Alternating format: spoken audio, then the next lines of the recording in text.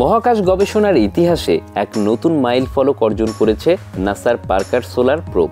2018 সালে মহাকাশে যাত্রা শুরু করা এই মহাকাশযানটি সূর্যের কাছে পৌঁছে এক অভূতপূর্ব সাফল্যের উদাহরণ তৈরি করেছে।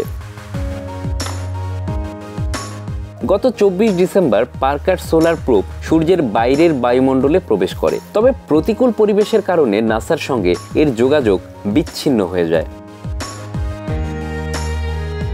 নাসার তথ্য অনুযায়ী পার্কার সোলার প্রোব সূর্যের পৃষ্ঠ থেকে মাত্র 38 লাখ মাইল দূরে পৌঁছেছে। পৃথিবী থেকে সূর্যের দূরত্ব যেখানে 9,30 লাখ মাইল, সেখানে এই দূরত্ব অত্যন্ত কম। যদি পৃথিবী ও সূর্যের দূরত্বকে 1 মিটার ধরে নেওয়া হয়, তবে প্রোবটি সূর্যের মাত্র 4 সেন্টিমিটার দূরে পৌঁছাতে পেরেছে। এই মিশনে প্রোবটিকে সহ্য করতে হয়েছে 1400 ডিগ্রি সেলসিয়াস তাপমাত্রা, পাশাপাশি সূর্যের চরম বিকিরণের মধ্যেও টিকে থাকতে হয়েছে। এই চ্যালেঞ্জ মোকাবিলার জন্য প্রোবটিতে ব্যবহার করা হয়েছে 11.5 সেন্টিমিটার পুরু একটি কার্বন মিশ্রিত ঢাল। এই ঢাল সূর্যের তাপ ও বিকিরণ থেকে প্রোবটিকে সুরক্ষিত রেখেছে। পার্কার সোলার প্রোবের আরেকটি প্রধান বৈশিষ্ট্য হচ্ছে এর গতি। এটি প্রতি ঘন্টায় 4,30,000 মাইল বেগে চলতে সক্ষম। এই গতির সাহায্যে এটি সূর্যের তীব্র তাপ থেকে নিজেকে রক্ষা করতে দ্রুত বায়ুমণ্ডলে প্রবেশ করে এবং পুনরায় বেরিয়ে আসে। সূর্যের এত কাছে যাওয়ার পেছনে রয়েছে এক বিশেষ উদ্দেশ্য। বিজ্ঞানীরা সূর্যের গঠন, বায়ুমণ্ডল এবং বিকিরণ সম্পর্কে আরও গভীর তথ্য জানতে চান।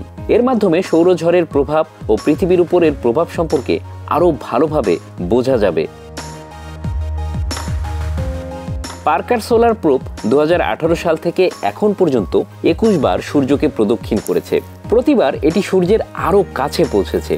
এবারের প্রদক্ষিণে এটি ইতিহাসে প্রথমবারের মতো সূর্যের এত কাছাকাছি পৌঁছেছে।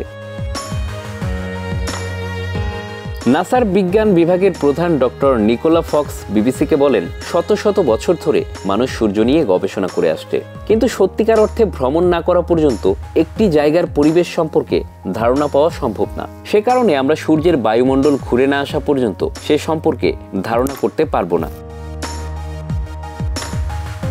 সূর্যের পৃষ্ঠের তাপমাত্রা প্রায় 6000 ডিগ্রি সেলসিয়াস বা তারও বেশি, কিন্তু সূর্যের বাইরের বায়ুমণ্ডলে থাকা করোনার এমনও কিছু অংশ রয়েছে যেখানে তাপমাত্রা মিলিয়ন ডিগ্রি সেলসিয়াস।